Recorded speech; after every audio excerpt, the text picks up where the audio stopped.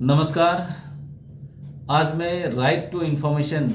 यानी सूचना का अधिकार और शॉर्ट में इसको देखेंगे तो आरटीआई बोलते हैं। आरटीआई 2005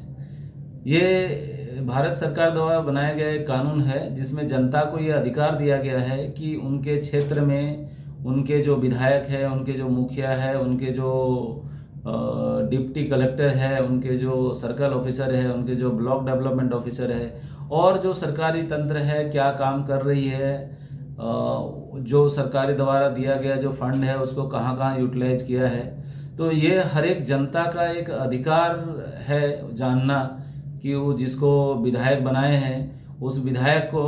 सरकार से कितना फंड मिला है अपने क्षेत्र के डेवलपमेंट के लिए और उन्होंने उस फंड का कितना यूटिलाइज किया है। ये जानने के लिए हम सूचना का अधिकार का प्रयोग कर सकते हैं और हर एक ब्लॉक, हर एक डिस्ट्रिक्ट में एक सूचना का अधिकार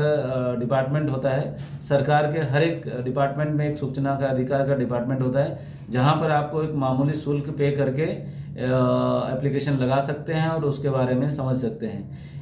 इस अधिकार से एक चीज़ देखा गया है कि अगर जनता जागरूक है और हमें तो जागरूक होना ही पड़ेगा अगर आपको अपने क्षेत्र का विकास करना है, क्योंकि कुछ लोग जो कुछ नेता जो अपने मुट्ठी भर लोगों के साथ मिल के एक एरिया के जो फंड को गवर्न करने की कोशिश करता है तो इससे आपको मुक्ति मिल सकती है। और जनरली देखा गया है कि हर एक विधायक को एक विधायक फंड जो मिलता है वो काफ़ी टाइम उसका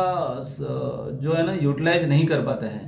तो ये जानने का अधिकार है जनता को कि वो कितना यूटिलाइज किया है और कहाँ कहाँ खर्च किया है। सो इससे क्या होगा कि नेताओं के मन में भी एक डर आ जाएगा कि जनता अगर सूचना के अधिकार से सारे सूचना अगर ले लेता है तो एक दूसरे को बता सकता है और उससे क्या होगा कि उनके मन में एक डर बैठेगा और डर से वो फिर सही काम करेगा। तो मनुष्य के जीवन में मतलब हर आदमी को एक डर होना चाहिए कि जैसे